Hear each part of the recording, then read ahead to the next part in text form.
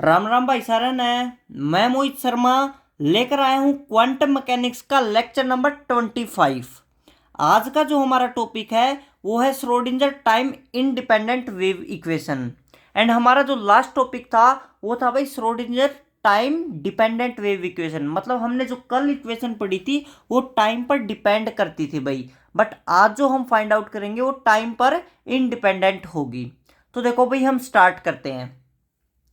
We know time dependent Schrödinger equation. जो हमारी time dependent Schrödinger equation थी वो क्या थी भाई? माइनस का h bar square by 2m del square psi by del x square plus V x psi is equal to है iota h bar del psi by del t. यहाँ पर देखो जो साई है वो किसका फंक्शन है भाई? एक्स और टी का फंक्शन है, मतलब पोजिशन और टाइम का फंक्शन है। लेकिन आज जो हमें इक्वेशन निकालनी है उसमें टाइम पर डिपेंड नहीं करना चाहिए। मतलब जो हमारा साई है वो सिर्फ और सिर्फ किसका फंक्शन होना चाहिए? पोजीशन का फंक्शन होना चाहिए भाई।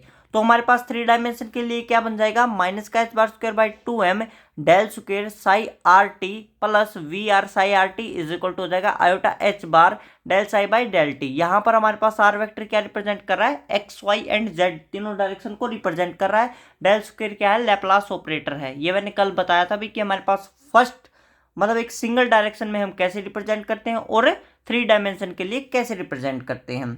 तो यहाँ पर हमारा जो साई आर टी वो क्या है? वेव फंक्शन हो गया भाई, ठीक है। तो देखो भाई, यहाँ पर हमारा जो साई है वो पोजीशन और टाइम पर डिपेंड कर रहा है। लेकिन हमें क्या चाहिए? हमें चाहिए कि जो हमारा साई हो सिर्फ और सिर्फ पोजीशन पर डिपेंड करे, वहाँ पर टाइम का कोई रोल नहीं हो, मतलब टाइम इंडिपेंडेंट हो। तो हम क्या करते हैं, इस साई को अलग कर लेते हैं, मतलब पोजीशन की फॉर्म में अलग कर लेंगे और टाइम की फॉर्म में अलग कर लेंगे। किसकी हेल्प से? वेरिएबल सेपरेशन मेथड की हेल्प से हम इसको क्या कर लेंगे? अलग कर लेंगे। तो देखो, यूजिंग वेरिएबल सेपरेशन मेथड, हमने क्या किया भाई? वेरिएबल सेपरेशन मेथड का यूज किया। उसमें क्या होगा? Psi r t is equal to क्या हो जाएगा? साई आर फाई टी हो जाएगा। देखो, पोजीशन का अलग हो गया, टाइम का अलग हो गया। ओके, साई आर क्या है? Psi are is the function of position only and phi t is the function of time only. तो अब इसको अप्लाई करो भाई, तो क्या आ जाएगा हमारे पास? माइनस का h bar square by 2m del square, यहाँ पे साई आर टी था तो इसकी जगह पे क्या लिख देंगे? साई आर अलग कर देंगे, फाई टी अलग कर देंगे, plus we r. Psi r t की जगह पे क्या करेंगे? साई आर अलग कर देंगे, फाई टी अलग कर देंगे, इज इक्वल टू हो जाएगा iota h bar del by del t psi r phi t हो गया। ओके, अब यहाँ पर देखो भाई, ये क्या है? ये है लैप्लास ऑपरेटर जो सिर्फ और सिर्फ पोजिशन का फंक्शन होता है। तो ये टाइम पर क्या है? डिपेंड नहीं करता है। तो क्या होगा यहाँ पर? फाई टी क्या है भाई? इंडिपेंडेंट हो गया, क्योंकि डेल शिफ्ट किसका फंक्शन है? पोजीशन का फंक्शन है। तो फाई टी क्या हो जाएगा? बाहर आ जाएगा। फाई टी बाहर आ गया तो क्या बच गया? डेल स्क्वायर साई आर बच गया plus we r psi r phi t is equal to हो जाएगा आयोटा एच बार। अब देखो यहाँ पे हमारे पास किससे हम डिफ्रेंसिएशन कर रहे हैं? विद रिस्पेक्ट टू टाइम से कर रहे हैं। और यहाँ पर अंदर क्या है? ये हमारा पोजीशन का, ये हमारा टाइम का है। तो पोजीशन और टाइम क्या होते हैं? इंडिपेंडेंट होते हैं। तो हमारे पास जो साई आर है वो क्या हो जाएगा? बाहर आ जाएगा। तो iota h bar psi r अंदर क्या बच जाएगा? Del by del t phi t बच जाएगा। Okay, divide both side psi r और फाई टी। हमने क्या किया? दोनों साइड साई आर और फाई टी से क्या किया? मल्टीप्लाई कर डिवाइड कर दिया। डिवाइड करेंगे तो क्या मिलेगा? देखो, यहाँ से फाई टी से फाई टी कट आउट हो जाएगा तो डिवाइड में सिर्फ साई आर हो जाएगा। यहाँ पर साई आर टी से साई आर टी, ये हमारा फाई टी से फाई टी कैंसिल आउट हो जाएगा, सिर्फ वी आर बचेगा। और यहाँ पर क्या होगा? साई आर से साई आर कैंसिल हो जाएगा तो 1 सिर्फ फाई टी बचेगा। ओके, डिवाइड कर दिया भाई। डिवाइड करने से हमें मिल गई ये वाली इक्वेशन। अब देखो, the left hand side of this equation is a function of position. अब हमारे पास जो लेफ्ट हैंड साइड में जो इक्वेशन है वो सिर्फ और सिर्फ पोजीशन का फंक्शन है, और राइट हैंड साइड में जो हमारे पास इक्वेशन है वो सिर्फ और सिर्फ टाइम का फंक्शन है। तो इसको ऐसे भी लिख सकते हैं। अब यहाँ पर देखो, ये सिर्फ और सिर्फ टाइम का फंक्शन है भाई। यहाँ पर हमारे पास आर नहीं है, टी नहीं है, सिर्फ और सिर्फ क्या है? टाइम है। टाइम है तो हम इसको कैसे लिख सकते हैं? डी बाई डी टी से भी लिख सकते हैं। अगर हमारे पास क्या होता है भाई? 2 वेरिएबल होते तो 2 वेरिएबल को हम पार्शियल डिफरेंशिएशन से रिप्रेजेंट करते हैं, like del by del x plus और ठीक है, del by del x and del by del t से। यहाँ पर हमारे पास क्या? सिर्फ और सिर्फ एक फंक्शन बचा है, टाइम का फंक्शन बचा है। तो यहाँ पर हम क्या करेंगे? इसको डी बाई डी टी से भी रिप्रेजेंट कर सकते हैं, ये गलत नहीं होगा। ओके, तो इसी को इक्वेशन को मैं एज इट इज लिख दूंगा, सिर्फ del phi by del t की जगह पे डी बाई डी टी लिख देंगे, ठीक है। तो देखो, अब इक्वेशन नंबर सेकंड में जो हमारे पास राइट हैंड साइड है आयोटा एच बार अपॉन में phi t d phi by d T, इसको हम ई मान लेते हैं, ठीक है। तो 1/5t d phi by d t is equal to हो जाएगा ई अपॉन में आयोटा एच बार। ओके, तो d phi t by d t is d phi t by phi t is equal to हो जाएगा minus का iota e by h bar d t. यहाँ पे हमने क्या किया, माइनस आयोटा से, यहाँ पर हमने आयोटा से मल्टीप्लाई कर दिया, आयोटा से ही डिवाइड कर दिया, तो नीचे क्या हो जाएगा, आयोटा स्क्वायर हो जाएगा। आयोटा स्क्वायर क्या होता है, -1 होता है, तो माइनस ये इसकी वजह से आ गया। तो minus iota e by h bar d T हो गया। अब हमने क्या किया भाई, इंटीग्रेशन बोथ साइड। अब इंटीग्रेशन बोथ साइड करते हैं तो हमारे पास क्या हो जाएगा, देखो D phi by phi T है इज इक्वल टू हो जाएगा माइनस का iota by h bar E D T, ठीक है। अब हमारे पास इसका करेंगे तो हमारे पास log ऑफ फाइव टी हो जाएगा, क्योंकि हमारे पास क्या function differentiation of function upon में फंक्शन है। हमारे पास कोई ऐसी कंडीशन हो कि डिनोमिनेटर में फंक्शन हो और नोमिनेटर में उस फंक्शन का क्या हो, डिफरेंशिएशन हो, तो वो किस में कन्वर्ट हो जाता है, log ऑफ फंक्शन में कन्वर्ट हो जाता है वो इंटीग्रेशन। ओके, तो यहाँ पे आ जाएगा log of five t is equal to हो जाएगा माइनस का iota by h bar e t. इसका डिफरेंशिएशन इंटीग्रेशन करेंगे तो क्या आ जाएगा, टी आ जाएगा, तो ई टी हो गया प्लस log ऑफ ए आ गया। ओके, कॉन्स्टेंट है भैया।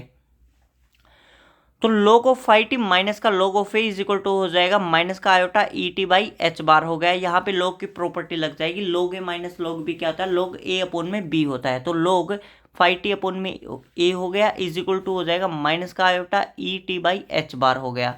तो यहाँ से log है ये इस साइड जाके एक्सपोनेंशियली हो जाएगा, तो फाइव टी अपॉन में ए क्या हो गया, ई की power minus iota E t by h bar हो गया।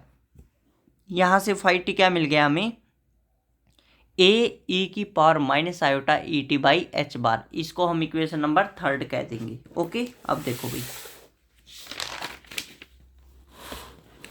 यहाँ से देखो भाई हमारे पास साई आर टी क्या होता था, साई आर फाइव टी होता था। फाइव टी की वैल्यू अभी हमने निकाली, क्या निकाली है, ए ई की power minus iota E t by h bar हमने फाइंड आउट की है।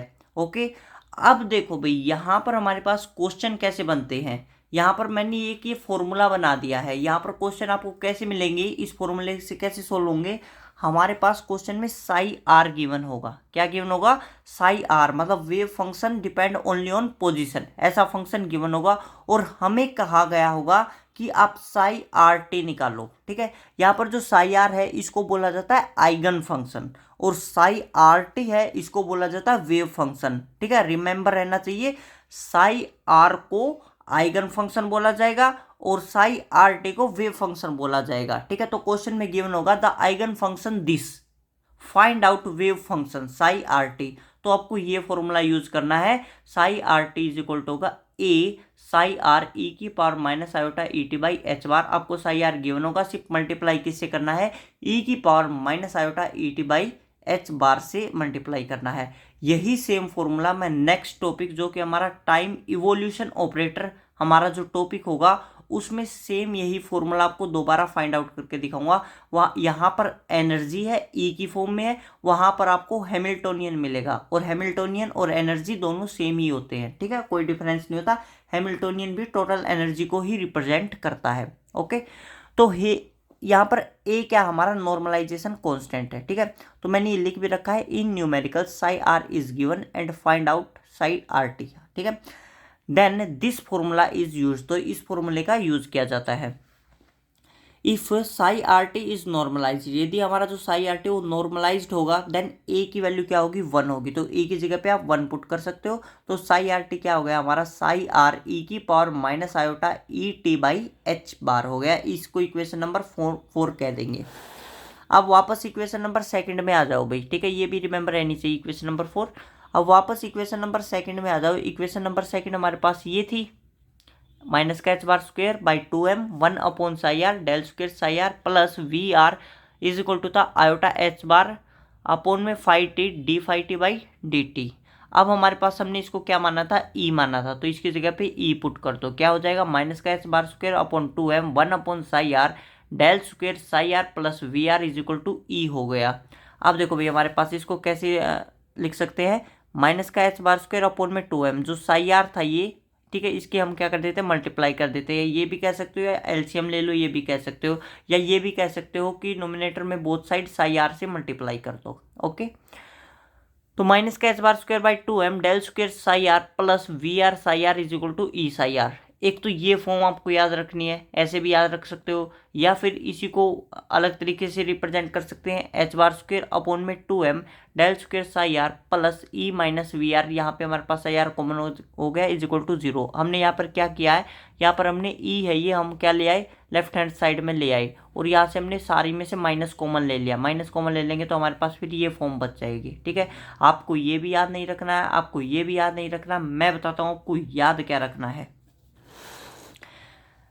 This is the time independent Schrödinger equation. इसको हम क्या कहेंगे, टाइम इंडिपेंडेंट श्रोडिंजर इक्वेशन कहेंगे। अगर आप इसको डायरेक्ट याद रखोगे तो भूल जाओगे, आपको ये डायरेक्ट याद नहीं रखना है, आपको बस 2 स्टेप फॉलो करने होंगे। ठीक है, कोई ज़्यादा नहीं है, 2 स्टेप। वैसे जो एप्लीकेशन है उसमें हम क्या यूज़ करेंगे, del square psi r plus 2m upon h bar square. ये 2m हमारे पास क्या हो जाएगा, हम मल्टीप्लाई कर देंगे 2m अपॉन में एच बार स्क्वेयर से, तो यहाँ से हमारे पास क्या हो जाएगा, इससे तो ये कैंसिल हो जाएगा, यहाँ पे 2m upon h bar square आ जाएगा। उसको हम एप्लीकेशन में यूज़ करते हैं उस टाइप की इक्वेशन को, वो ठीक है, वो आगे करेंगे आपको आ जाएगा। तो यहाँ पर आपको भाई मैं कह रहा हूँ कि ना ये याद रखना ना ये याद रखना, तो आपको याद क्या रखना है वो देखो। We know time independent Schrödinger equation क्या होती है, माइनस का स्क्वायर स्क्वायर अपॉन में 2m del square psi r plus we r psi are is equal to E psi r, ये होती है। हमने क्या किया भाई, यहाँ पे माइनस का स्क्वायर स्क्वायर अपॉन में 2m del square plus we r, यहाँ से हमने साई आर कॉमन निकाल लिया, इज इक्वल टू हो गया ई साई आर। अब ध्यान से इसको देखो भाई, ये क्या है हमारा, ये ही तो हैमिल्टोनियन है, ये क्या काइनेटिक एनर्जी, ये क्या पोटेंशियल एनर्जी है। कल वाली जो हमारी कल हमारा जो टॉपिक था उसमें मैंने बिल्कुल अच्छे से सिखाया था भाई कि कैसे ये हमारा हैमिल्टोनियन है। इसको हम पी स्क्वायर अपॉन में 2m लिखते थे। पी की वैल्यू हमारी क्या होती थी, माइनस का iota h bar del by del x होता था, उसको सोल्व करते थे तो ये आता था। ठीक है, यहाँ पर हमने डेल स्क्वायर 3 डायमेंशन लिया तो डेल स्क्वायर आ जाएगा, अगर 1 डायमेंशन होता तो del square by del x square था। ठीक है, तो ये हमारा हैमिल्टोनियन होता है, तो यहाँ से आ गया h psi are is equal to E psi r. आपको ये याद रखना भाई, ठीक है। लेकिन रिमेंबर आपको एच की वैल्यू पता होनी चाहिए, kinetic energy plus potential energy. Kinetic energy होती है p square by 2m, where p बराबर होता है माइनस का iota h bar del by del x. ठीक है, क्या होता है डेल बाई डेल एक्स, वो 1 डायमेंशन के लिए होता है। अगर 3 डायमेंशन के लिए लिखोगे तो क्या लिखना पड़ेगा, माइनस का आयोटा बाई एच बार तो कॉमन आ जाएगा, del by del x plus del by del y plus del by del z, ऐसे करके भी लिख सकते हो, या सबको ओपन भी कर सकते हो, del square by del x square plus में del square by del y square plus del square by del z square. ठीक है, वो कॉमन आउट करके कल की वीडियो देख लेना भाई, वहाँ पे बिल्कुल अच्छे से समझाया है।